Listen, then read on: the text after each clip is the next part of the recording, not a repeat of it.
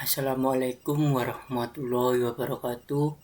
Perkenalkan, nama saya Ahmad Ardiansa dengan NBI 14623000002. Kelas R. Di sini saya memenuhi tugas ETS Manajemen Jaringan Komputer dengan tugas seperti berikut.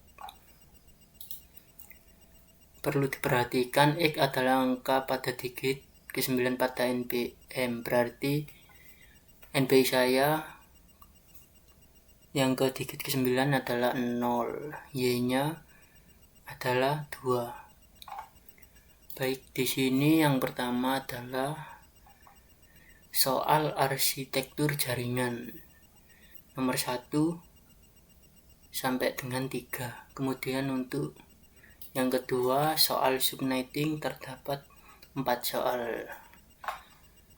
Baik, di sini saya sudah menyiapkan soal dengan jawabannya. Untuk yang pertama, jelaskan fungsi setiap layer pada sistem arsitektur jaringan oscillator model.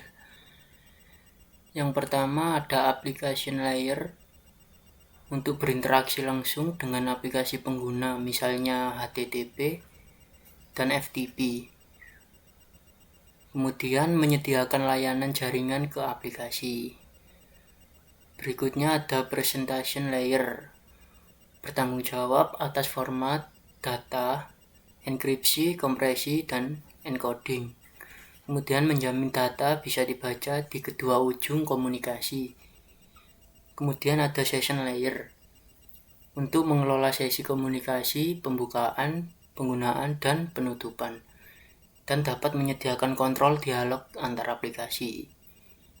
Kemudian ada transport layer, adalah menyediakan transmisi data end-to-end yang andal menggunakan TCP atau UDP. Kemudian menjamin pengiriman data secara lengkap dan berurutan. Berikutnya ada network layer yang bertugas untuk routing dan pengalamatan logis di IP address, menentukan jalur terbaik untuk pengiriman data. Berikutnya ada data link layer untuk bertanggung jawab atas pengalamatan fisik, MAC, dan deteksi kesalahan. Kemudian mengatur komunikasi antar perangkat yang terhubung langsung. Berikutnya ada physical layer untuk mengatur transmisi fisik, sinyal, data melalui media kabel, dan frekuensi. Kemudian menentukan spesifikasi perangkat keras seperti voltase, pin, dan lain-lain. Baik, lanjut untuk soal yang kedua. Jelaskan perbedaan antara OSI dan TCP atau IP. Di sini ada aspek OSI model, TCP IP model. Di dalam aspek jumlah layer, OSI model terdapat 7 layer dan IP model 4 layer. Kemudian pendekatan OSI model menggunakan konseptual dan teoritis. Kalau IP praktis dan implementatif. Kemudian dari aspek pengembangan, kalau OSI model menggunakan ISO, kemudian IP model oleh Departemen Pertahanan Amerika Serikat. Kemudian dalam aspek layer aplikasi, OSI model terpisah menjadi 3, APP, PRES, dan SES. Kemudian kalau IP digabung menjadi satu layer application. Kemudian dalam aspek yang digunakan dalam dunia nyata, OSI model lebih sebagai referensi jika TCP atau IP model digunakan secara nyata di internet. Baik, kita lanjut soal yang ketiga. Jika diharuskan memilih antara OSI dan TCP atau IP, model mana yang kalian pilih? Jelaskan alasannya. Di sini saya memilih model TCP atau IP karena TCP atau IP adalah standar de facto dalam jaringan modern, khususnya internet. Model ini lebih sederhana dan langsung digunakan dalam implementasi yang nyata. Protokol seperti HTTP, TCP, IP, dan DNS berada dalam model TCP atau IP, sehingga lebih relevan untuk pengembangan aplikasi dan troubleshooting.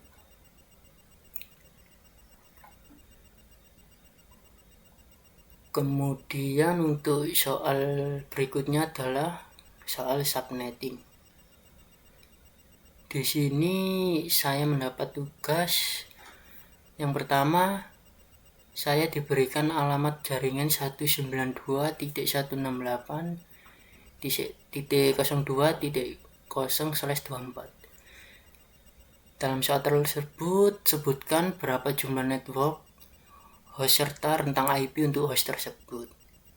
Di sini saya menjawab jumlah network karena subnet yang diberikan adalah 124, maka ini menunjukkan satu jaringan network dari blok kelas C default atau kelas C default /nya adalah 24. Kemudian untuk jumlah host /24 itu sendiri adalah 2054 host. Untuk rentang IP dari 192.168.2.1 adalah sampai 192.168.2.254. Kemudian berikutnya adalah soal nomor 2. Saya diberikan alamat 172.16.0.0/16. Jika dibutuhkan sejumlah 10 subnet 16 harus dirubah menjadi subnet apa? Di sini saya menggunakan rumus yang pertama, 2 × X = 16 lebih besar dari 10. Kita mencari nilai X yang cukup untuk membuat minimal 10 subnet dari blok /16. Untuk menghitung ini hasilnya, jika /17 jumlah subnetnya adalah 2. Kalau /18 jumlah subnetnya 4. Kemudian kalau /19 jumlah subnet 8. Kemudian untuk /20 jumlah subnetnya 16. Di subnet 16 ini cukup untuk 10 subnet. Kemudian subnet barunya menjadi 172.16.0.0/20.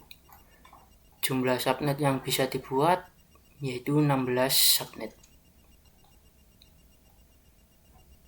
Kemudian soal yang ketiga, saya memiliki alamat jaringan 172.16.20.0/24. Di sini saya menentukan network address dan broadcast address untuk subnet tersebut. Baik diketahui, yang pertama adalah alamat jaringan 172.16.20.0/24. Kemudian subnet masknya /24 artinya 255.255.255.0 adalah 8 bit terakhir untuk host. Kemudian untuk network address, karena alamat sudah dimulai di 172.16.20.0 dan menggunakan /24, maka network address sama dengan 172.16.20.0.